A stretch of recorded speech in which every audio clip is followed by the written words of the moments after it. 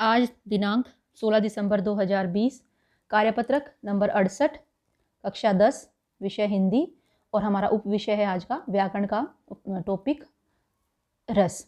रस के बारे में हम पहले पढ़ चुके हैं कि रस क्या होता है। कि जब हम कोई कविता, नाटक, कहानी पढ़ते हैं तो उनको पढ़ने से, देखने से जो हमारे मन में भाव उत्पन्न होते हैं और जो आनंद की अनुभूति होती है, वही आनंद की अनुभूति जो होती है वो रस होती है। और रस के अवयव होते हैं जो हम पहले कर चुके हैं: स्थायी भाव, विभाव, अनुभाव, संचारी भाव। और प्रमुख स्थायी भाव कौन कौन से हैं और जो हैं रस कौन कौन से हैं, तो वो हम करते हैं। हम इससे पहले शायद श्रृंगार रस और करुण रस के बारे में हम पढ़ चुके हैं। श्रृंगार रस का स्थायी भाव होता है रति और करुण रस का स्थायी भाव होता है शोक यानी कि दुख। अब आगे बच्चों, अब तक आपने रस की परिभाषा, उसके अंग, स्थायी भाव, श्रृंगार और करुण रस के बारे में जान चुके हैं।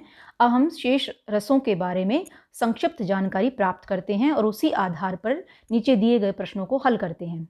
अब है वीर रस। तो वीर रस क्या होता है? जब काव्य में उमंग, उत्साह, पराक्रम से संबंधित भाव का उल्लेख होता है, तब वहाँ पर वीर रस की उत्पत्ति होती है। तो इसमें जो है वीर रस का जो स्थायी भाव है वो है उत्साह। वीर रस का स्थायी भाव है उत्साह। ये आपको याद रखना होगा बच्चों कि भाई वीर रस का स्थायी भाव क्या होता है, तो वो उत्साह होता है। और इसमें जो उदाहरण दिया हुआ है: मैं सत्य कहता हूँ सखे, सुकुमार ना मानो मुझे, यमराज से भी युद्ध में प्रस्तुत सदा मानो मुझे। मैं और भी एग्जाम्पल आपको आगे कराऊंगी आसान से जो आपको याद रहेंगे।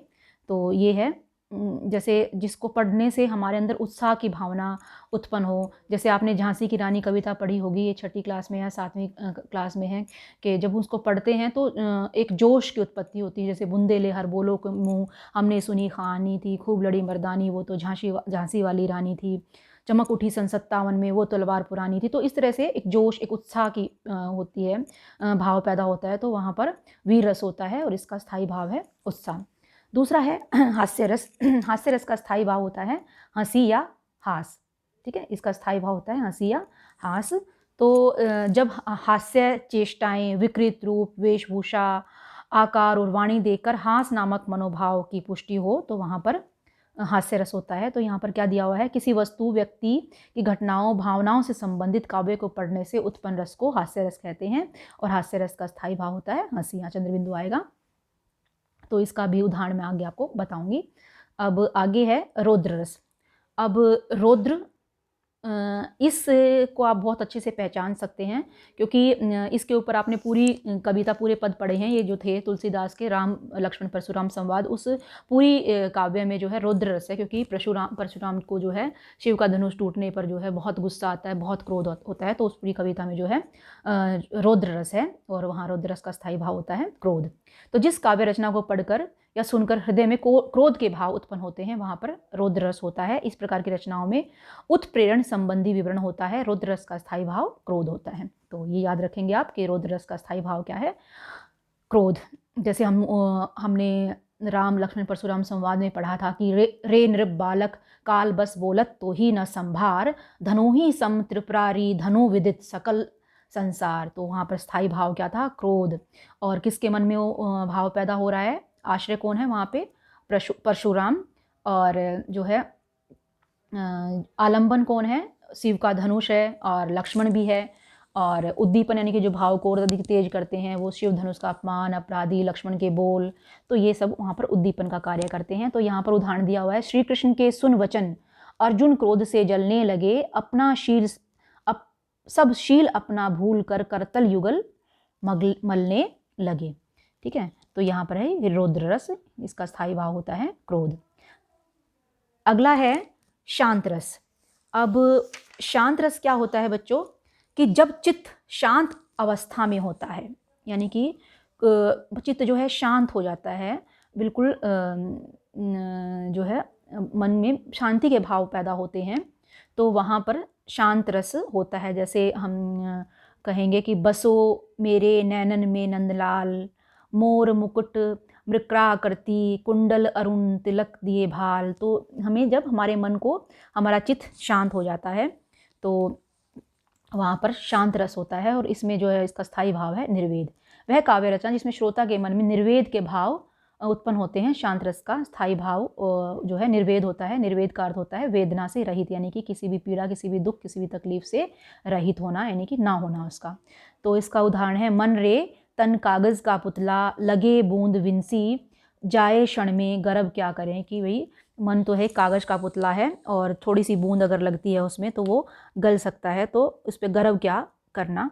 तो यहाँ पर है ये शांत रस है, जहाँ पर और कोई रस पैदा नहीं हो रहा, उत्साह नहीं हो रहा, गुस्सा नहीं आ रहा है, या शोक का भाव पैदा नहीं हो रहा है, तो मन शांत है, तो वहाँ पर शांत रस उसका स्थायी भाव होता है। शांत रस का स्थायी भाव होता है निर्वेद, यानी कि वेदना से रहित होना। अगला है भयानक रस। अब ये भयानक रस जब भय की अधिकता होती है, डर की अधिकता होती है, तो जहाँ भयानक वस्तुओं को देखकर भय उत्पन्न होने वाले दृश्यों, घटनाओं को मन में जो भाव उत्पन्न होते हैं, वहाँ पर भयानक रस होता है। और भयानक रस का स्थायी भाव होता है भय। तो इसका एग्जाम्पल दिया हुआ है, उदाहरण, उधर गरजती सिंधु लहरिया, कुटिल काल के जाल सी, चली आ रही फेन उंगलियां फन फैलाए, जो है बयाल सी। तो जिसको पढ़कर ये एक डर का, भय का भाव पैदा हो, वहाँ पर होता है भयानक रस। अब ये प्रश्न है इसके, एक तो पहला प्रश्न है वीर रस कहाँ होता है, 2 बार पूछा हुआ है, तो हम यहाँ पर कर देंगे वीर रस की जगह यहाँ भयानक रस कर देंगे। भयानक रस का एक एग्जाम्पल, क्योंकि 2 बार एक चीज़ पूछ ली है, तो यहाँ पर भयानक रस का एक एग्जाम्पल। तो नीचे मैं जो है ये इसके बारे में बताऊँगी। वीर रस कहाँ पर होता है, जहाँ पर उत्साह का भाव हो। भयानक रस कहाँ पर होता है, जो है जहाँ पर भय का भाव हो। हास्य रस जहाँ पर हंसी का भाव हो। रौद्र रस जहाँ क्रोध का भाव हो। और शांत रस कहाँ होता है, जहाँ पर मन चित्त शांत हो जाए। ठीक है, तो अब आगे देखते हैं। और इसके बाद ये भी दिए हुए हैं कि वात्सल्य और भक्ति रस के बारे में जानकारी एकत्रित करके उनके बारे में लिखिए। तो वात्सल्य और भक्ति रस एक तरह से श्रृंगार रस का ही व्यापक रूप है, इसलिए इसको श्रृंगार रस के अंदर ही माना जाता था पहले। इसलिए पहले 9 रस माने जाते थे, लेकिन अब जो है इनको अलग से कहा जाता है। तो ये 10वां और ये 11वां, तो रसों की संख्या जो है 11 हो गई है। 10वां वात्सल्य रस और 11वां भक्ति रस। इसके बारे में भी मैं आगे देखती हूँ। ये देखो, ये वात्सल्य रस है। हो सकता है ये आपको थोड़ा मुश्किल लगे, लेकिन आप इसको पढ़ लीजिएगा। डार द्रुम पालना बिछोवे, बिछोना नव पल्लव के, सुमन सिंगुला सोहे तन छवि भारी दे, पवन झुलावे केकी कीर बतरावे देव, कोकिल हलावे हलावे कर। तो ये जहाँ पर जो है वात्सल्य का भाव होता है, वहाँ पर वात्सल्य रस होता है कि जब छोटे शिशु, पुत्र, शिष्य आदि के प्रति प्रेम प्रकट किया जाता है, तो वहाँ पर वात्सल्य रस की उत्पत्ति होती है। तो जैसे यशोदा जब अपने पुत्र कान्हा के लिए, कृष्ण के लिए जो भाव दिखाती है, तो वहाँ पर वात्सल्य रस की उत्पत्ति होती है। और अगला ये है, देखो उत्साह, ये उत्साह का भाव है इसमें। तो यहाँ पर वीर रस है। जैसे ये सूर्यकांत त्रिपाठी निराला की जो कविता है उत्साह, उसमें बादल गरजो घेर घेर घोर गगन धाराधार, ओ ललित ललित काले घुंघराले, बाल कल्पना के से पाले, विद्युत छवि उर्मे कवि नवजीवन वाले, वज्र छिपा नूतन कविता फिर भर दो बादल गरजो। तो यहाँ पर उत्साह का भाव है, और यहाँ पर रस है वीर रस। अब ये देखो, ये आ गया है। ये आपको थोड़ा सा मुश्किल लग रहा था वात्सल्य रस वाला, लेकिन आप इसको पढ़ोगे तो इससे समझ में आ जाएगा कि वात्सल्य रस क्या होता है। कि तुम्हारी यह दंतुरित मुस्कान मृतक में भी डाल देगी जान। तो यहाँ पर कवि जो है किसी छोटे बच्चे को संबोधित कर कह रहा है कि तो तुम्हारे दांत दिखाई दे रहे हैं मुस्कान करते हुए, तो किसी मरे हुए में भी जीवन डाल देती है। धूली दूसरे, यानी कि धूल से भरा हुआ तुम्हारा ये गात गात, यानी कि शरीर, छोड़कर तालाब मेरी झोपड़ी में खिल रहे जल जात, यानी ये तालाब में खिलते हैं कमल, उनको छोड़कर मेरी छोटी सी झोपड़ी में कमल खिल रहे हैं। परस पाकर तुम्हारा ही प्राण पिघल कर जल बन गया होगा कठिन पाषाण, यानी कि पत्थर भी जो है वो पिघल कर जल बन जाता है। छू गया तुमसे झरने लगे पेड़, शेफालिका के फूल, बांस था कि बबूल। तो ये जो है किसी छोटे बच्चे के प्रति जब अपना प्रेम प्रकट किया जाता है, तो वहाँ पर वात्सल्य रस होता है। अब देखो, यहाँ करुण रस का एग्जाम्पल ही दिया हुआ है कि करुण रस का भाव का क्या होता है, शोक। दुविधा हत साहस है, दिखता है पंथ नाही, देह सुखी हो मन के सुख का अंत नाही। कि देह सुखी हो सकती है लेकिन मन का सुख कहाँ मिलता है, उसका कोई अंत नहीं है। ऐसा नहीं कि देह सुखी है तो हमारा मन भी सुखी हो सकता है। तो यहाँ पर करुण रस की उत्पत्ति होती है। अब यहाँ पर भी देखो, यहाँ पर भी ये करुण रस हो सकता है कि कितना प्रामाणिक था उसका दुख लड़की को दान में देते वक्त, जैसे वही उसकी अंतिम पूंजी। तो ये भी आपकी कविता से लिया गया है। तो यहाँ पर भी करुण रस है। ये कई सारे एग्जाम्पल बेटा आप पढ़ोगे तो आपके लिए अच्छा होगा। अब देखो, इसमें देखो ये वियोग श्रृंगार है। हमारे हरी हारेल की लकड़ी, ये भी सूरदास के पद जो है आपकी कविता के वहीं से दिया हुआ है कि हमारे हरी जो है हारेल की लकड़ी के समान है। हम मन क्रम वचन नंद नंदन उर यह दृढ़ करी पकड़ी, जागत सोवत स्वप्न दिवस निसी कान्हा कान्हा जकरी। कि हमारे हरी जो है हमारे लिए हारेल की लकड़ी के समान है। हमने मन कर्म और वचन से नंदन को अपने हृदय में उतार लिया है और ये लकड़ी दृढ़ता से पकड़ रखी है। हम सोते जागते स्वप्न में दिन रात कान्हा कान्हा का ही जप कर रहे हैं। सुनत जोग लागत है ऐसे जैसे करवी ककरी। और आपका जो योग का संदेश है, उद्धव जो उनके लिए योग का संदेश लेके आए हैं, तो वो उनको ऐसे लग रहा है जैसे कड़वी ककड़ी हो। सू तो व्याधि हमको ले आए देखी सुनी ना करी। कि हमको ऐसी बीमारी लेके आए हो हमारे लिए जो हमने ना देखी है ना सुनी है ना करी है। किसकी बीमारी, कौन सी बीमारी? योग वाली, जो योग का संदेश लेके आए हैं। यह तो सुर तिन्ही ले सौंपो जिनके मन चक्री। वो कहते हैं जिनका मन चक्कर बना हुआ है ना, जिनका मन स्थिर नहीं है, ये तो है, ये जो योग का संदेश है उन्हीं को आप दे दो। सूरदास जी ऐसा कहते हैं। तो यहाँ पर कृष्ण की जो कृष्ण के प्रति जो गोपियों का प्रेम है, ये उनकी विरह की अग्नि में जल रही हैं। तो यहाँ पर वियोग श्रृंगार, अलगाव है क्योंकि यहाँ पर, तो यहाँ पर वियोग श्रृंगार रस है। और यहाँ पर रौद्र रस है। ये आपने ये राम परशुराम संवाद से ही है ये वाला पूरा। तो यहाँ पर रौद्र रस है और इसका स्थायी भाव होता है क्रोध। ठीक है, ये आप पढ़ सकते हैं। अच्छा, फिर ये और एग्जाम्पल दिए हुए हैं श्रृंगार रस के।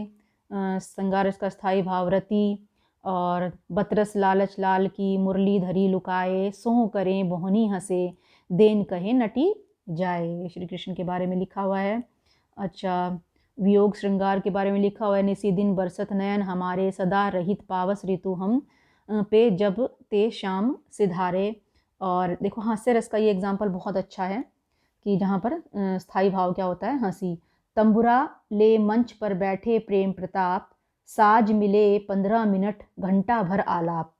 ठीक है, तो क्या कि घंटा भर आलाप, राग में मारा गोता, धीरे धीरे खिसक चुके थे सारे श्रोता। तो ये है हास्य रस। इसमें आप याद कर सकते हो, 2 लाइनें भी याद कर लोगे वो भी सफिशिएंट होगा बेटा। तंबुरा ले मंच पर बैठे प्रेम प्रताप, साज मिले 15 मिनट घंटा भर आलाप, घंटा भर आलाप, राग में मारा गोता, धीरे धीरे खिसक चुके थे सारे श्रोता। अगला है जो करुण रस है, उसका स्थायी भाव शोक होता है। तो ये आगे देख लेना यहाँ पर। शोक विकल सब रोवें रानी, रूपशील बलु तेज बखानी, करें विलाप अनेक प्रकारा, परी भूमि तल बारी बारा। तो यहाँ पर करुण रस है और इसका स्थायी भाव है शोक। ये आप एग्जाम्पल पढ़ेंगे बेटा तो आपको याद हो जाएंगे। अब वीर रस का स्थायी भाव होता है उत्साह। वीर तुम बढ़े चलो, धीर तुम बढ़े चढ़ो, सामने पहाड़ हो, सिंह की दहाड़ हो, तुम कभी रुको नहीं, तुम कभी झुको नहीं। तो यहाँ पर उत्साह है, जोश की भावना पैदा होती है जब इसको पढ़ते हैं। रौद्र रस का स्थायी भाव क्रोध। तो इसके हम कई सारे कर चुके हैं। राम लक्ष्मण परशुराम संवाद में से जो से आपको आसान लगती हैं 2-3 लाइनें वो आप याद कर सकते हैं। ठीक है, वहाँ पर है, पूरे कविता में ही रौद्र रस है। अब है भयानक रस, जब भय की उत्पत्ति होती है, डर लगता है हमें, और इसका स्थायी भाव जो होता है वो भय होता है। और ये देखो, उधर गरजती सिंधु लहरिया, कुटिल काल के जालों सी, चली आ रही फेन उगलती, फन फैलाए भयालों सी। तो यहाँ पर है भयानक रस और इसका स्थायी भाव भय है। अगला है विभत्स। विभत्स यानी कि घृणा, जुगुप्सा है इसका स्थायी भाव। कि जहाँ पर जिसको पढ़कर, जिसको सुनकर घृणा उत्पन्न हो हमारे मन में। सिर पर बैठो काग, आँख दो खात निकारत, यानी कि दोनों सिर के ऊपर काग बैठा है, कौवा बैठा है और दोनों आँखें निकाल कर खा रहा है।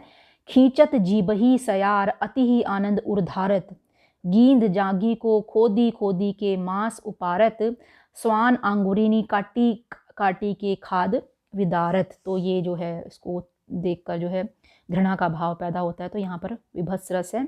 और जहाँ जिसको पढ़कर सुनकर जो है हैरानी, आश्चर्य और विस्मय का भाव पैदा हो, वहाँ पर अद्भुत रस होता है। और इसका स्थायी भाव है आश्चर्य या विस्मय। कि आखिल भुवन चर अचर सब, हरि मुख में लखी मातु, चकित चकित भई गद वचन विकसित दृग पलकातु। तो यहाँ पर है अद्भुत रस। फिर शांत रस है, जहाँ पर शांत रस कहाँ पर होता है, जहाँ जिसको पढ़कर सुनकर जो है निर्वेद का भाव पैदा हो। निर्वेद यानी कि कोई वेदना ना रहे, वेदना से रहित हो जाए, मन शांत हो जाए, तो वहाँ पर होता है शांत रस। कि मन रे कागद का पुतला, लागे बूंद विंसी, जाए क्षण में गर्भ क्या करें इतना। गर्भ करे क्या इतना, कि मन कागज़ के पुतले के समान है कि थोड़ी सी बूंद लग जाती है तो ये गल सकता है, तो इस पर गर्व क्या करना। फिर वात्सल्य रस, इसका स्थायी भाव जो है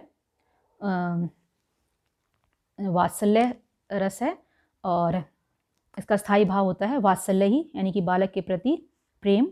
ये आसान सा कराऊंगी मैं आपको कोई। अच्छा, फिर है भक्ति रस। भक्ति रस में होता है कि जो ईश्वर के प्रति अपनी जो प्रेम ईश्वर के प्रति अपनी चरम स्थिति में पहुंचता है, वहाँ पर भक्ति रस होता है। जैसे इसमें एक आसान सा एग्जाम्पल है कि चरण कमल बंदो हरिराई, है ना, कि चरण कमल बंदो, चरण कमल बंदो हरि राई, ठीक है। जाकी कृपा पंगु गिरे लांघे, अंधे को दर्शाई, कि मैं भगवान के उन चरण कमलों की वंदना करता हूँ जिसकी कृपा से जो है जो अपाहिज लोग हैं वो भी पंगु मतलब उसको लांघ सकते हैं पर्वत को, और अंधे को भी सब कुछ दिखाई देने लग जाता है। तो ये ईश्वर के प्रति अनन्य प्रेम जहाँ पर होता है वहाँ पर भक्ति रस होता है, और इसका स्थायी भाव होता है अनुराग, ठीक है, या ईश्वर के प्रति प्रेम, भगवान के प्रति प्रेम।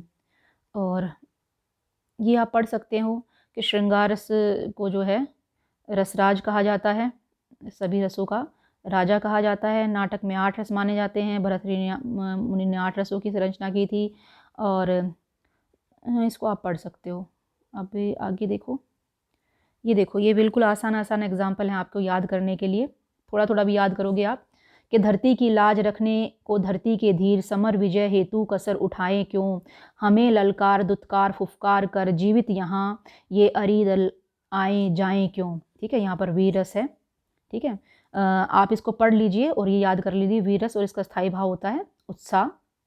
क्योंकि पेपर में आपको इस तरह से पूछा जा सकता है कि कोई ऐसी कविता की लाइनें दे दी और आपसे पूछ लिया कि बताओ इसमें कौन सा रस है।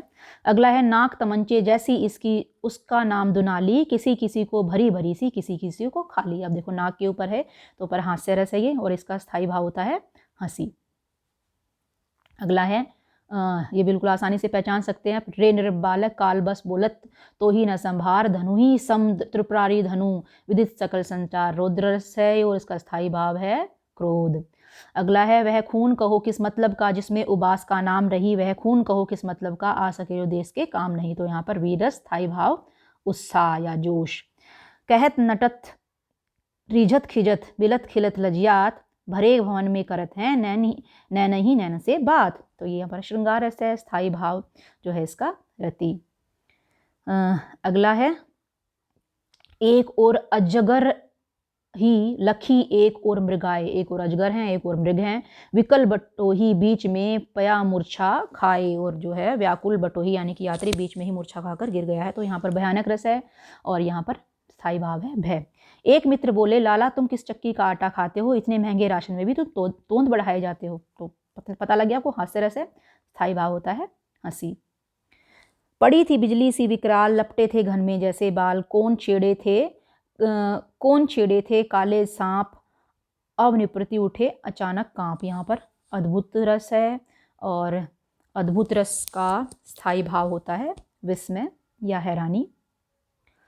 कहीं लाश बिखरी गलियों में, कहीं चील बैठी लाशों पर, विभत्स रस है, और स्थायी भाव है घृणा या जुगुप्सा। उस काल मारे क्रोध के तनु कांपने, उसका लगा मानो हवा के जोर से सोता हुआ सागर जगा। तो ये रौद्र रस है, स्थाई भाव है क्रोध।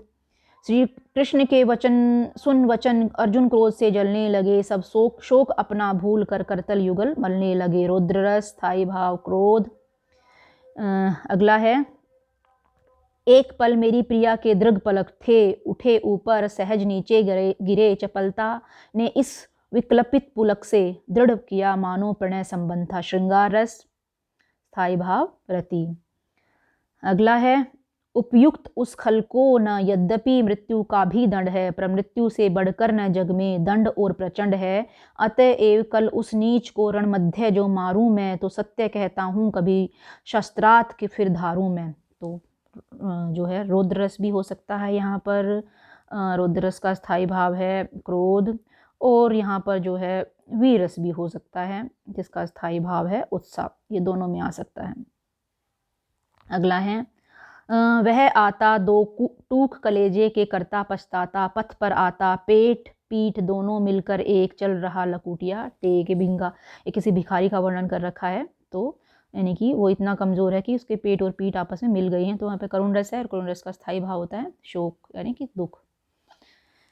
अब देखो ये वात्सल्य रस के बारे में दिया हुआ है, थोड़ा सा पढ़ लेते हैं कि छोटे शिशु पुत्र शिष्य आदि के प्रति जब प्रेम प्रकट किया जाता है तो वात्सल्य रस की उत्पत्ति होती है, और स्थाई भाव होता है इसमें बालक के प्रति प्रेम। और ये अब जो है आप इस एग्जाम्पल को भी पढ़ सकते हैं।